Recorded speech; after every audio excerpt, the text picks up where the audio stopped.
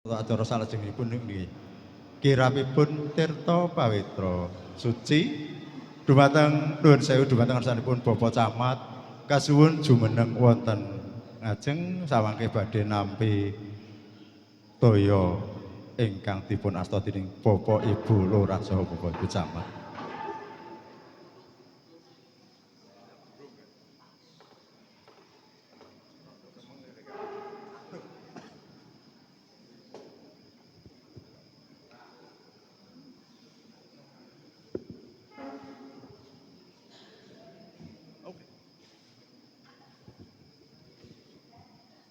Dening lumadining kirap kabiwada ungeling gending munggang pelo gangsal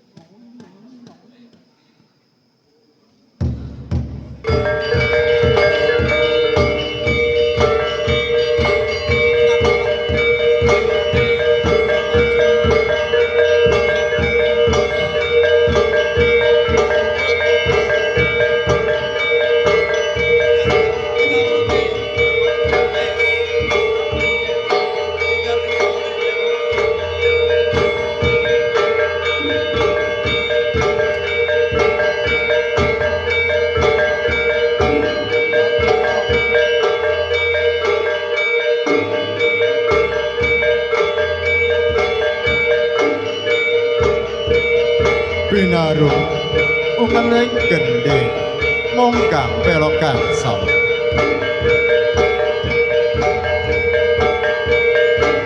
sumirat sirat tejo mondo moyo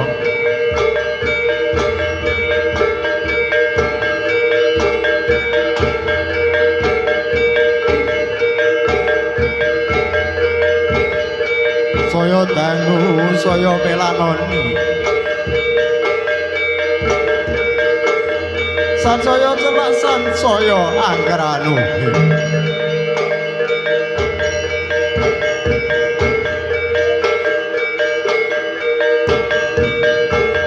sanyata punika tejanipun Bapak Ibu Kepala Desa saha Bapak Ibu Lurah ingkang ijol saindenging Kecamatan Bergas.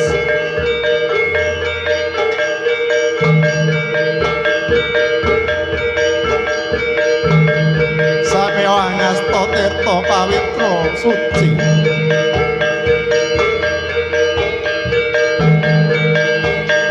tirta ingkang kaasta kapundhut saking sendang panguripan ingkang wonten ing tlatah desa kelurahan Sowang-Sowang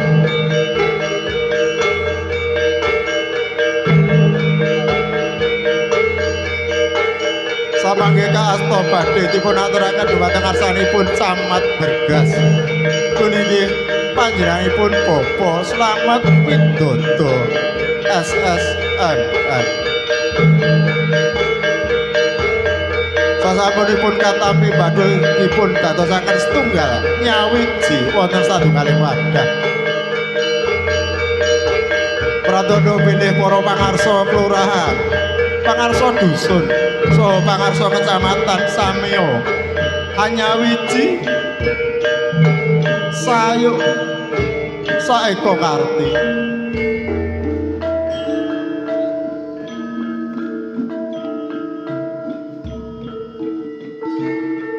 amangun laladan Kecamatan Bergas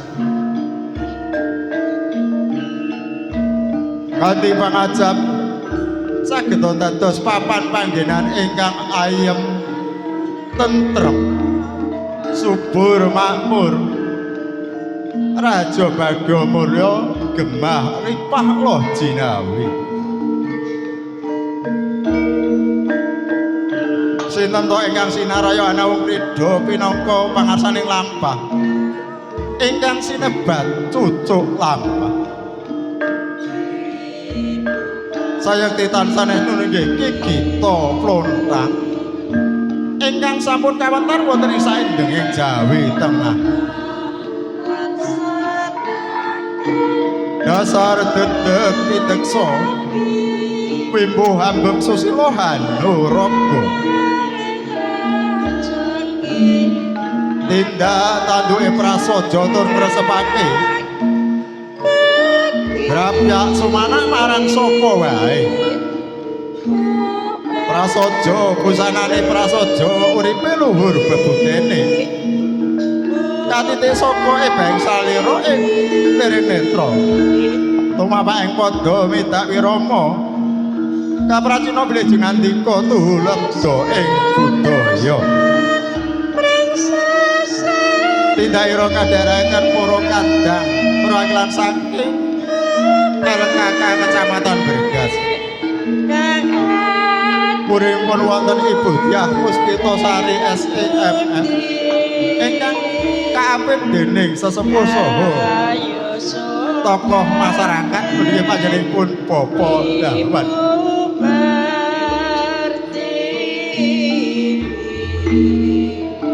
Panjenengan damyak sami lumaksana punika Bapak Ibu Kepala Desa minangka petiting kirap nggih pangarsa ing laladan Karangjati saking RW setunggal ngantos dumugi RW 9 pus prapting unggahan kang tinuju papan pinaji kasuhun para paraga kirap jumeneng sawetawis saperlu anjenengi upacara lumtinampi.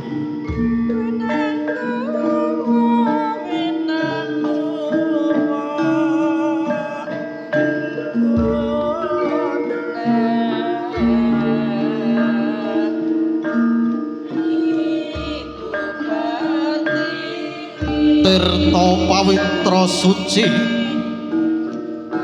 ingkang binaya tumuju dhumateng Kelurahan Karangjati ing dalu menika kinarya kagem Hayam Hanjamas pusaka Kabupaten Semarang pramila kapilih toya saking sumber-sumber pinilih ing saindenging Kecamatan Bergas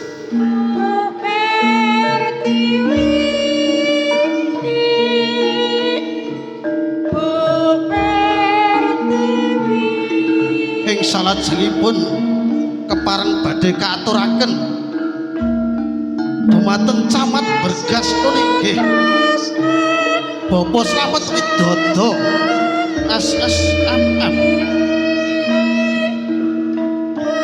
mugi kepareng ingkang sepisan hangaturaken dumateng Camat Bergas nggih saking Desa Randu Gunting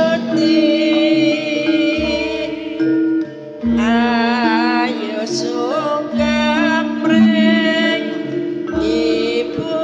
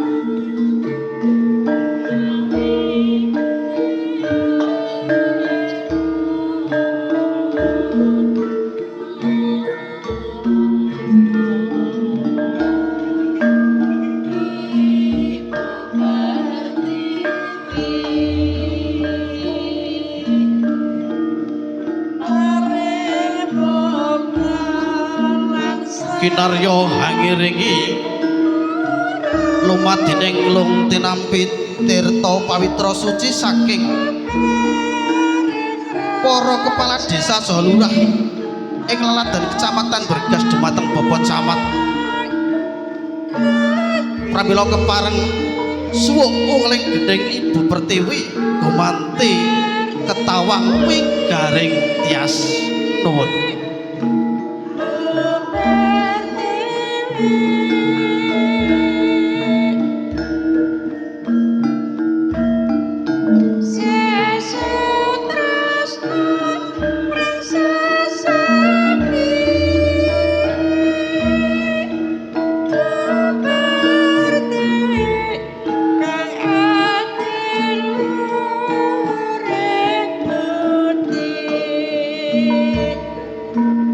Ayo sung kamreng ibu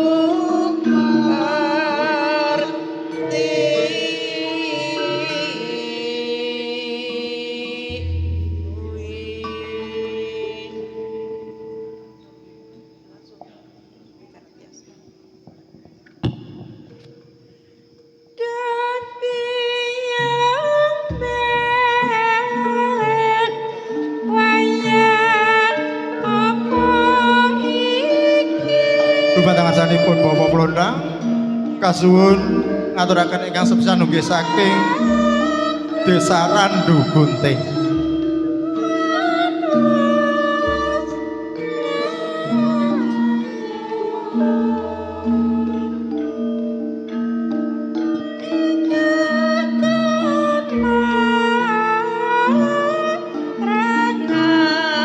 biar lintang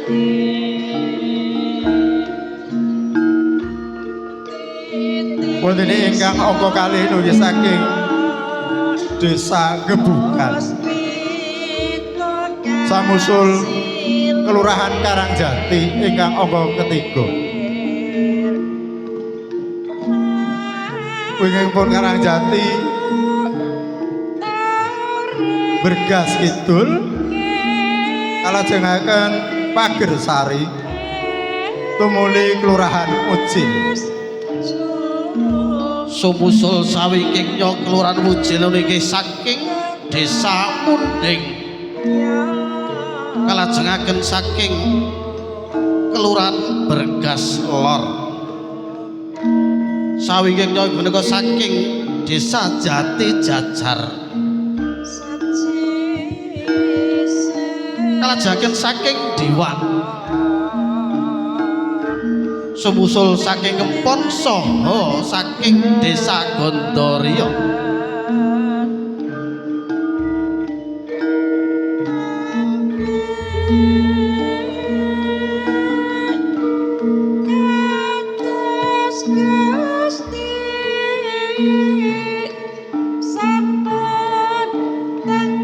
Setunggal bangka setunggal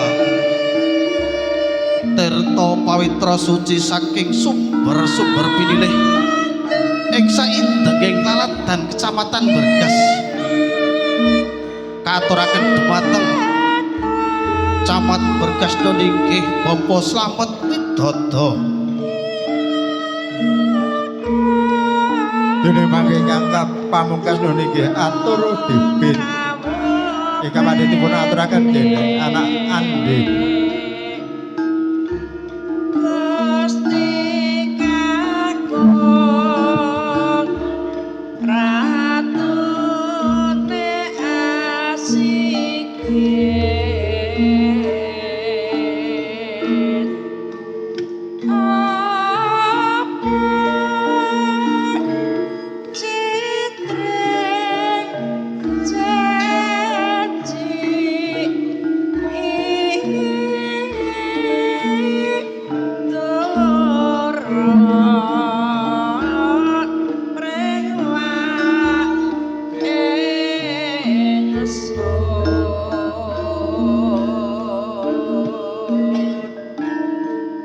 Wontene ingkang pungkasan inggih long tinampi bibit utawi taneman kinarya lestarining jagat utawi alam raya punika.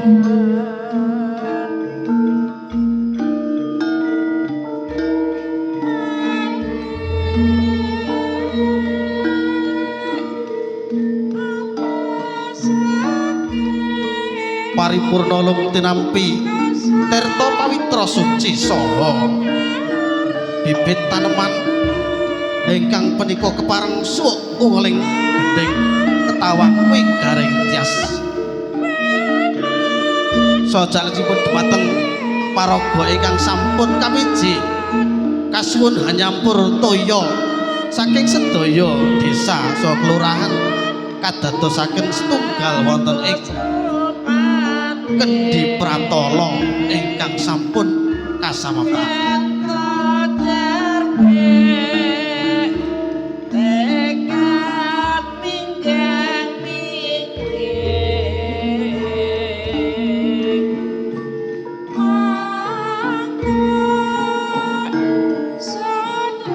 Saking 13 kelurahan dipun dadosaken setunggal menika pratandha manunggalipun para pangarsa ing dusun saha kelurahan saindenging Kecamatan Bergas nyawiji sesarengan bangun ing wilayah Laladan Kecamatan Bergas.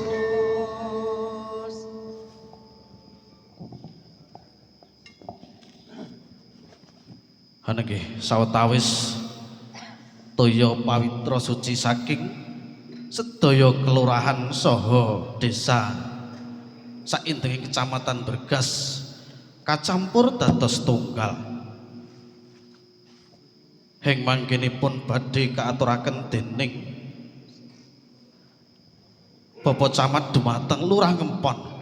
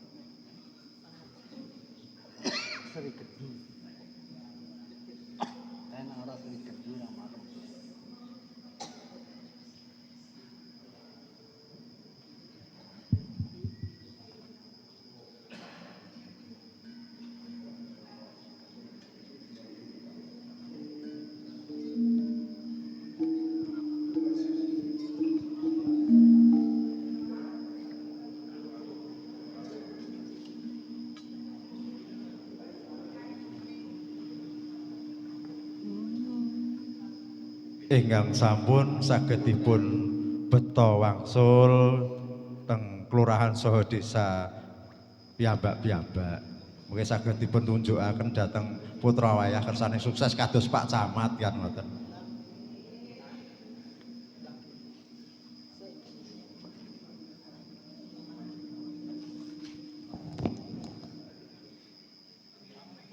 Sampun paripurna genya nyampur toya pawitra suci. Tuwuli salajengipun badhe lumadi tata cara lung tinampi tirta pawitra suci saha bibit taneman saking Camat Bergas nggih Bapak Slamet Widodo dumateng Lurah Ngempon utawi ingkang hamakili saking Kelurahan Ngempon sumangga kasuwun pinuju dhateng papan pinanci hanampi tirta pawitra suci punika kalian bibit pohonipun. Saking Ngempon monggo katur dumateng Bapak Lurah Ngempon utawi ingkang hanyuli kepareng majeng wonten ing papan lung tinampi.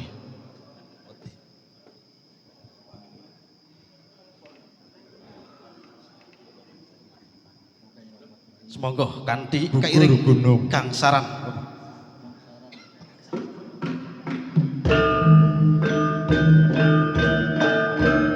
Kalih bibitipun Bapak. Sepisan malih bibitipun Bapak. Bibit pohonipun.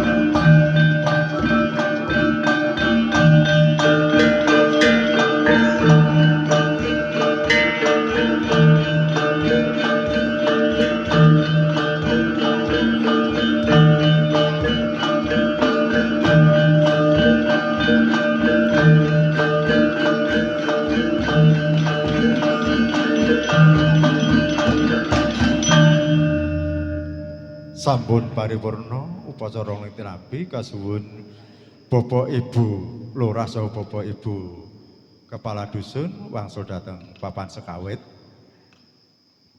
Semoga dumateng ngarsanipun Bapak Ibu Lurah saha Bapak Ibu sedaya paraga kirab kasuwun wangsul dhateng papan sekawit. Pinarak wonten Bapak Ibu panyarta paraga kirab kepareng lenggah wonten ing papan palenggan ingkang sampun kasapataken. Sumangga.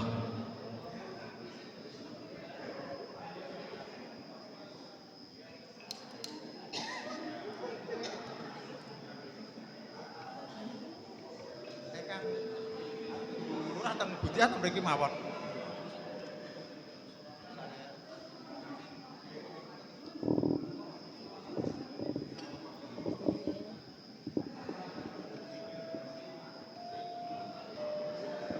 Sagung para pilenggah kakung saha putri ingkang winten suka basuki. Wondene tata cara salajengipun inggih tanggap para utawi sambutan. Dene sambutan ingkang sampun kacetha wonten ing serataning panitia inggih saking Camat Bergas ingkang punika katur dumateng ingkang kinurmat Bapak Slamet Widodo Esos MM Wekdal Sasasana kasumanggaaken sumangga nuwun.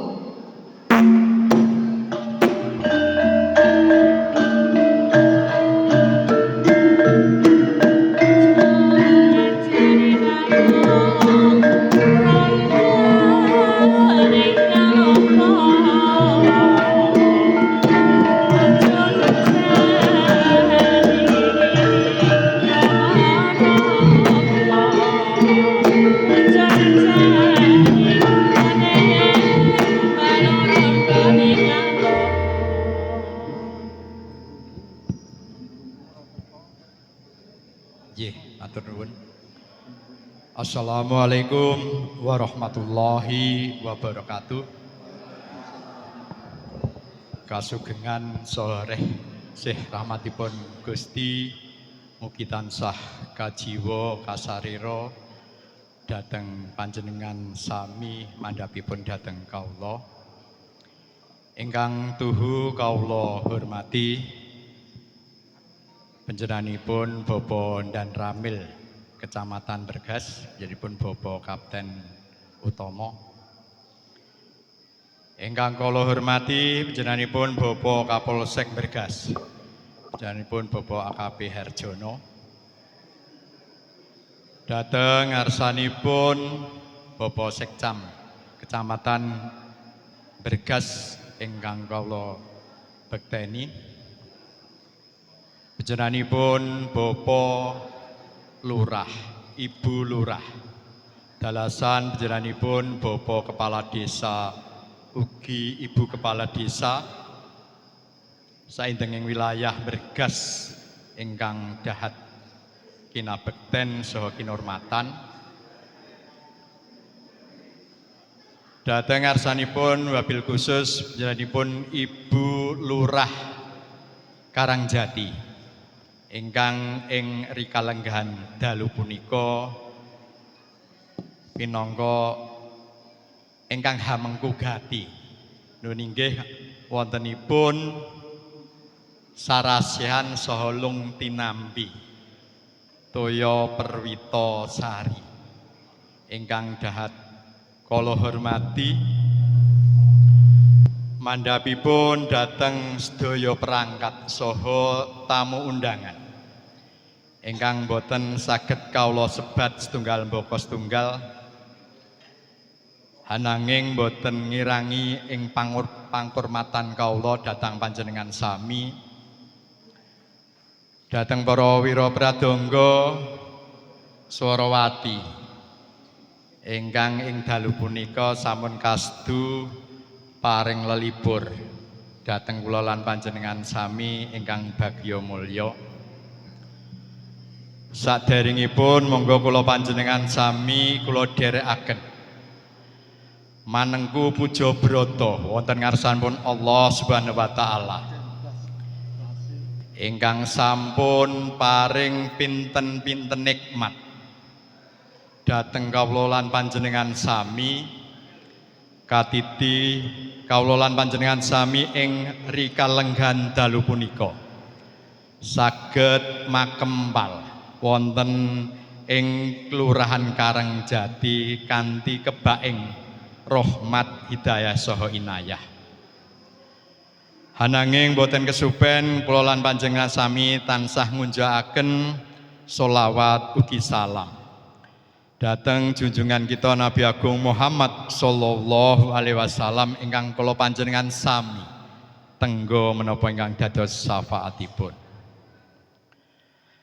Dhateng ngarsanipun para pepunden, para pinisepuh sanggianing para lenggah ingkang kinabekten menggah wigatos sing sedya wonten ing rikalengan dalu punika wonten ing Kelurahan Karangjati ngawontenaken adicara nuninggih sarasehan saha lung tinampi toya Perwitasari ing pangangkah samangkih wonten ing ari ingkang badhe kalampah nuninggih benjang injang badhe kakempalaken kaliyan toya Perwitasari ingkang sampun dipun asta janipun para bergada ingkang wiwit ing enjang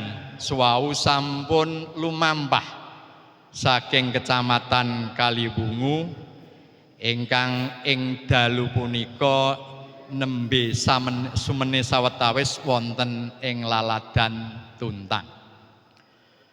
Wa insyaallah samangkih mangkih enjang badhe kelajengaken lampah saking Tuntang tumuju dhateng Kecamatan Pringabus kalajengaken dhateng Laladan Kecamatan Bergas ing samanggih badhe kaadanan wonten ing RTH Ngempon. Awit saking menika kawula nyuwun doa saha pangestu dhateng para pilenggah ingkang sampun rawuh wonten ing dalu punika. Mugi-mugi adicara ing enjang samangkih sedaya saged lumampah kanthi lancar boten wonten pambengan menapa-menapa.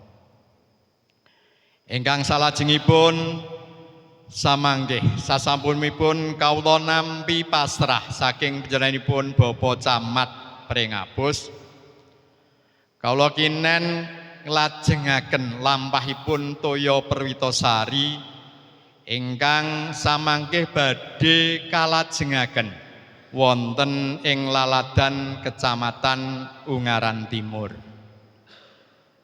Kanthi panyuwun panjenenganipun Bapak Camat Ungaran Timur hang nglajengaken toya Perwitasari menika tumuju dhateng sasana rumah dinas Bupati Semarang. Ing pangajab toya Perwitasari ingkang sampun kakempalaken saking Laladan Kaliwungu dumugi wonten ing rumah dinas Bupati pinangka dados sarana hanjamas pusaka ingkang wonten ing Kabupaten Semarang ingkang cumondhok wonten ing rumah dinas Bupati. Menika rerantamanipun adicara ingkang ing dalu punika wonten ing Kelurahan Karangjati. Kawula panjenengan sami saking 13 dusun saha kelurahan sampun makemalaken toya saking sumber 13 papan ing samangkih sedayanipun wonten sumber 230 gangsal sumber saindengipun Laladan wilayah ing Kabupaten Semarang pinangka jamasan pusaka Kabupaten Semarang. Makaten saha semanten ingkang saged kawula aturaken wonten ngarsanipun para pepunden, para pinisepuh sanggianing para pilenggah. Hambok menawi anggen kula matur kathah kekiranganipun kelepatanipun sedaya wau awit saking cubluking pangertosan kula saha kekirangan kawula pribadi. Awit saking menika kawula pribadi mawantu-wantu nyuwun lumunturing sih samudra pangaksami. Makaten billahi taufik wal hidayah. Wassalamualaikum warahmatullahi wabarakatuh. Waalaikumsalam warahmatullahi wabarakatuh. Doa rumiyin